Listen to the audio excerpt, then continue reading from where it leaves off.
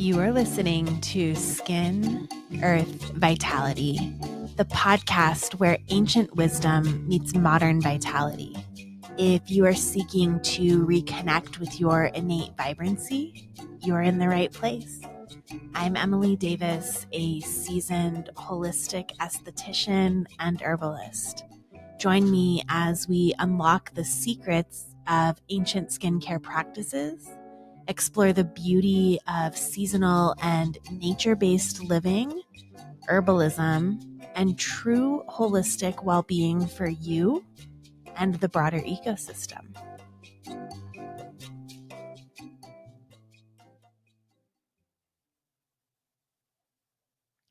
Welcome in. This is episode 16, and I'm trying something a little different today and sharing a bit of a behind the scenes look at my business.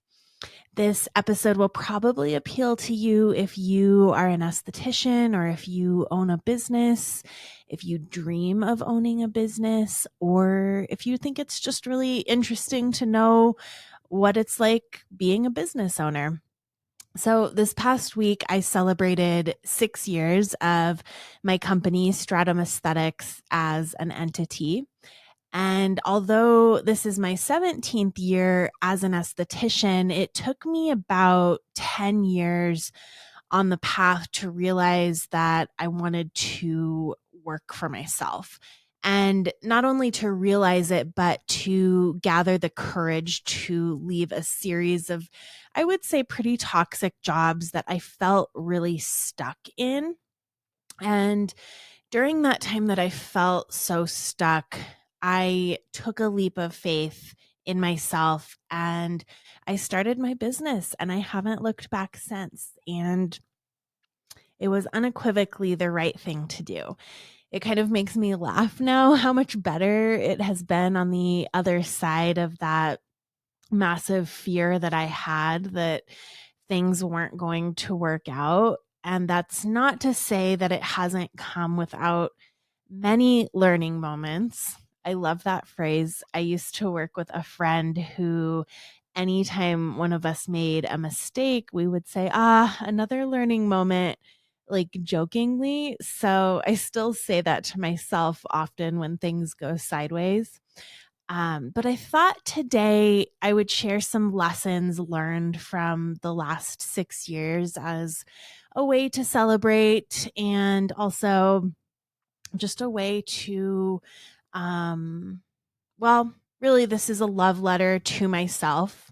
And it's also a love letter to anybody listening.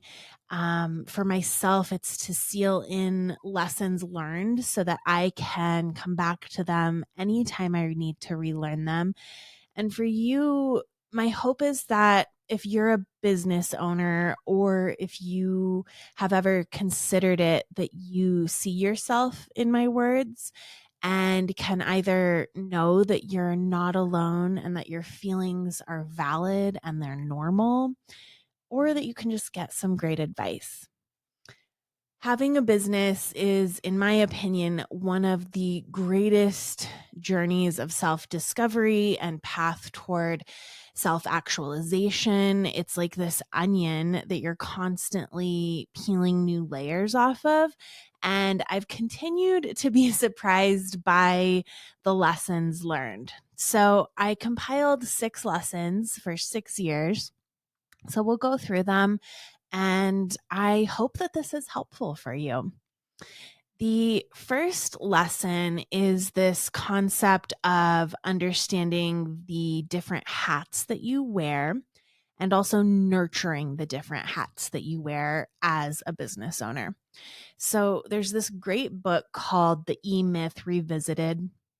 And in it, the author, Micheal Gerber, talks about, as a business owner, you wear these 3 hats. So you're the practitioner, you're the manager, and you're the entrepreneur. The practitioner is your craft. It's the work you do with your skill. The manager is the work managing the operations. So it's the numbers, the logistics, etc. And then the entrepreneur is the work that you do as the visionary. So, all three of these, in my opinion, need equal nurturing for longevity in the business. And this is definitely something I find myself learning and relearning over and over again in new ways, new surprising ways. And at this point in time, I'm now scheduling out non negotiable time and also resources, non negotiable resources, allotting that to each of them. So, nurturing the practitioner side means that I'm investing time and money in my education. I will always invest in myself first. I have spent a lot of money on educating myself and I get teased about it sometimes, all in good fun. But that's something that I will never hesitate to do because I deeply care about being a master of my craft. I've prioritized it. Nurturing the manager side is about setting aside time to do all of the tasks that need to be done. And I see running my business kind of like a game. And this is how I've nurtured this manager side or the manager hat that I wear. Managing my business and deciding what steps to take next kind of feels like a puzzle that's very enjoyable. And it's not always enjoyable in the moment, I'll say. Sometimes in the moment, it's fraught with a lot of distress. But when I zoom out and take a look at it from a meta perspective, I'm usually able to see it as that, as a puzzle. So bringing this energy of play is definitely how I'm able to nurture the manager side or the manager hat that I wear. And this has been really helpful because a lot of the activities that you do as the manager maybe aren't as fun as playing with skincare all the time if you're an esthetician listening. But it's not always like as shiny as your skill. And so I think that bringing this energy of play can be really helpful to wanting to give it that attention that it deserves and that it needs. And then finally, nurturing the visionary side has been about tuning into my intuition and being able to manage my energy. Something that I've started doing recently is treating my business like her own sentient being. And this is something I've played around with in the past, actually, a while ago. I can't remember how long ago, but it was a while ago. I heard Joe Rogan talk about how he has always thought of his show like this thing that had a life of its own and that he was just participating in. And I've heard a few of my mentors talk about running your business in this way, like it's something you're co-creating with or co-collaborating with. And so most recently, what I've done in the last like month is I bought this beautiful journal and a great pen. And I started writing in the journal like I was talking to my business and just stream of consciousness writing down what I feel like the business is saying back to me, and I don't let myself judge myself about it. So like asking what step I think we should take next, expressing my gratitude and my love for the business, sharing my fears, asking questions about how I should handle a situation. And I cannot express how much clarity this has brought to me. I highly recommend doing it. Okay, so that was all the first lesson. So, number 2 out of 6, my biggest hurdle, I think, and this is very common that I hear this, is confidence. Often, when this is a bottleneck, it can be traced back to the root of not feeling worthy or not feeling enough in some way. So it's anything and everything from feeling weird about showing up and being seen on social media, about speaking your truth on social media or to a client or a customer. It's about, do I feel comfortable charging premium pricing for my time, skill, and knowledge? Am I afraid to set a boundary? Am I comfortable in investing in myself? So unfortunately, this is not really like a read a book or listen to this podcast and you're going to be good to go. It's a lot of inner work. And I personally really like this program that I've been in for a couple of years. It's called The Pathway, and it's from a company called To Be Magnetic. And it's a manifestation program, but it's so much more than that. It's like a deep dive into your psyche, and it's like swimming through your subconscious blocks and repatterning your subconscious beliefs. And so that's one thing that I've done to help build confidence and self-worth so that I can show up better for my business. But aside from that program, it's not just that program. It's also something that's come with a lot of time and reflection and self-awareness. And again, treating everything like a learning moment. Lots of journaling happening over here.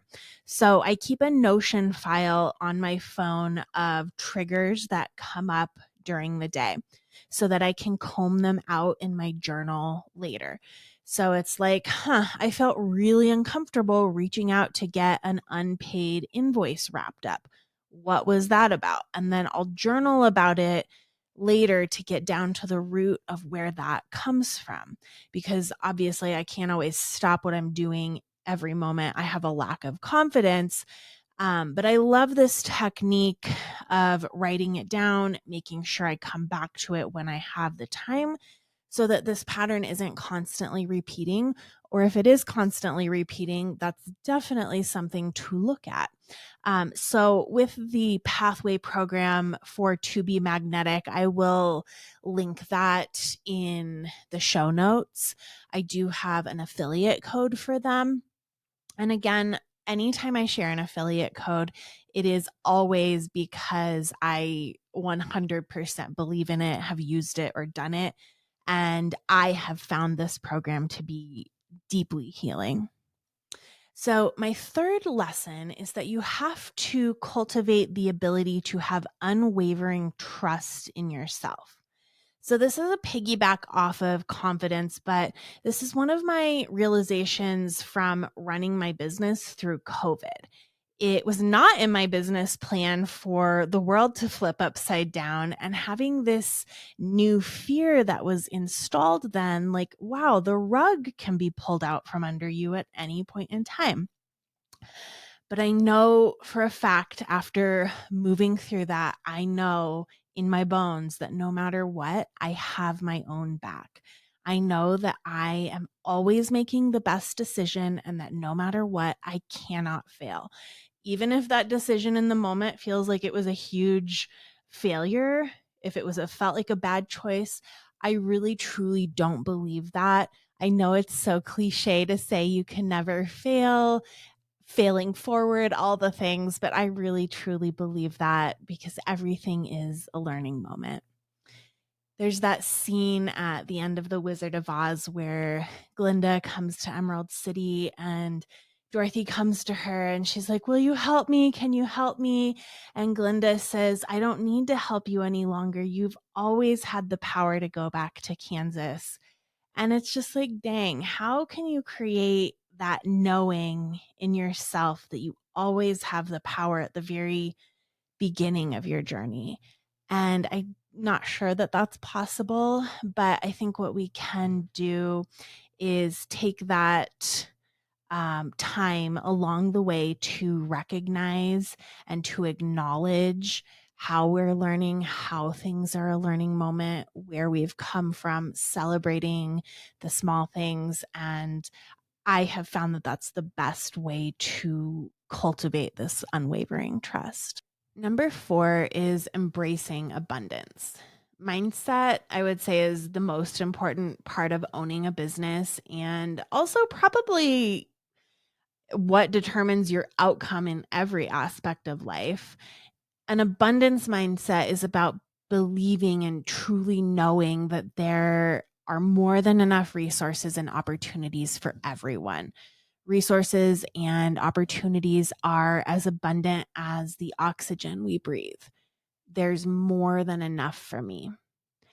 Every time I think I have this abundance thing down, I swear some new lesson comes up. And I think that's because in current culture, we're so deeply conditioned to be in scarcity mode. The words that people speak, the way people act in current day society is often from a place of scarcity. And it almost seems like it's just ingrained in the bones. And so it takes quite a bit to break free from that. Quite a bit of, again, self awareness and reflection. I think it can look a lot like being afraid that another esthetician is going to steal my techniques. Or if I don't sign up for this class right now, even if the time isn't totally right, I'm never going to get the chance again. If I share where I learned this, everyone else is going to know it and I'm not going to be special anymore. If I invest in this thing, the money is going to be gone. And instead of knowing that that money that you invest will come back, trusting yourself to be worth the investment, you see it as a loss. And I wouldn't say I'm the master of having an abundant mindset. I get caught up in my own fear and my own limiting beliefs all the time. But I will say I do not know how I got here, but I feel like I'm truly in a space of knowing that no one else can emulate my energy and not everyone wants to be in my energy, and that's okay. The people who are meant to be here are here. The ones that aren't, and I don't need to be in a space of convincing anyone that I'm the esthetician for them or that this is the podcast for them or that whatever I'm offering is the one for them. And that feels so freeing. It feels so abundant. It feels so expansive to me right now.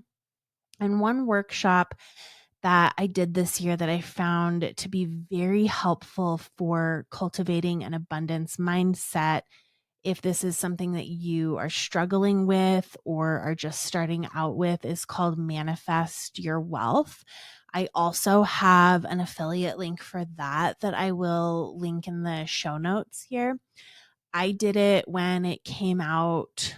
I guess it was earlier this spring, and I just loved it. I ate it up. The woman who hosts it, her name is Erin Holt, and she's on Instagram as the functional nutritionist. And I just love her programs. I love her mindset work, and it was quite helpful. So, number 5 is simplicity is luxury. I've been doing some work with a business mentor named Jenna Black, who always says simplicity is luxury. And I feel like I used to always think that providing this whole circus for people was giving more value. And that really just goes back to self-worth, like over providing so that the person thinks what you're giving them is so worth it and so valuable because you secretly don't think that it is. One of my favorite books on this topic of simplicity being luxury is called Essentialism, The Disciplined Pursuit of Less by Greg McKeown. And it's all about living a more meaningful life by concentrating on what's actually essential. He talks a lot about how you don't have priorities, plural, you have a priority. And I thought that was really interesting. And the whole book is just a framework for living a more purposeful and simplified life, which he says, and I have experienced now, that this will lead to both greater satisfaction in your life and also more effectiveness in what you're doing. So I read this last December, and since then I've worked to find ways to cut out any chaos in my life. I want my interactions with my clients to be streamlined. I want my house and office to feel calm. So I'm constantly working on decluttering. It looks like unfollowing or muting a ton of people on social media who aren't relevant or adding to my life. It's been about simplifying my morning routine. It's been about getting everything that I can prepared ahead of time, just so I'm simplifying everything and not making decisions in the moment.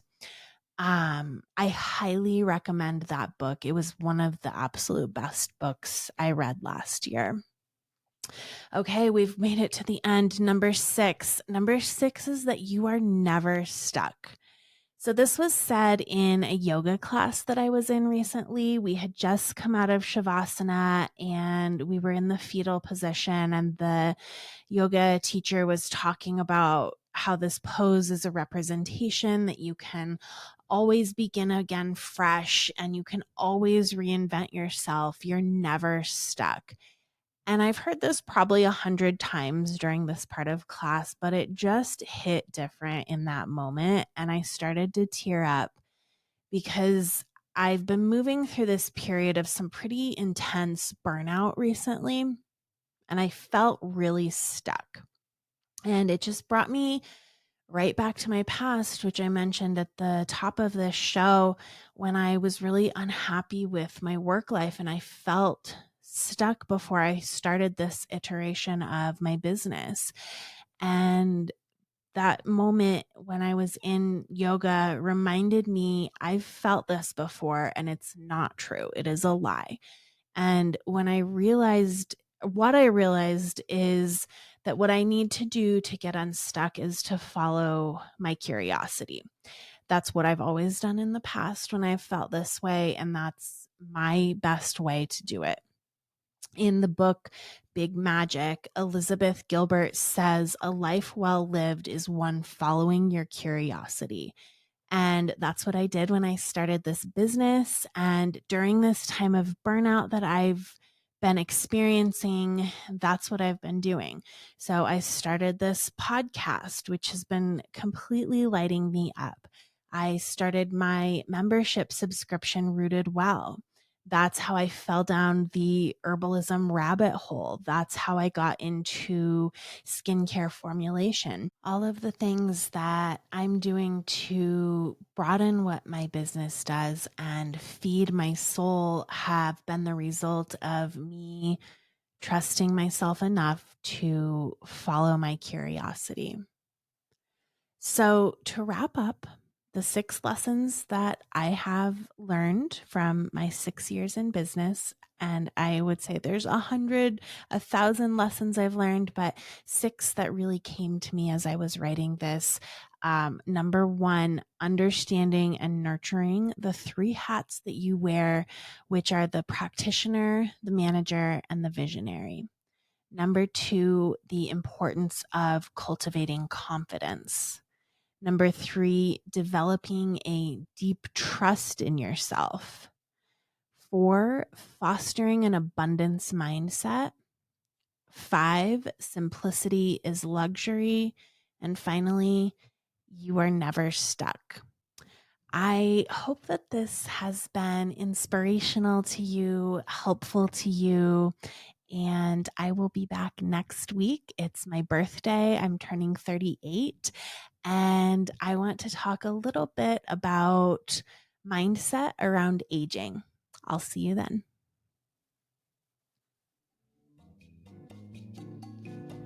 You've been listening to the Skin Earth Vitality podcast. If you liked what you heard today, consider giving me a 5-star rating. It helps other people just like you to find the show. You can shop for products and find all of my offerings on my website, stratumaesthetics.com, and follow me on my social channels @stratumaesthetics.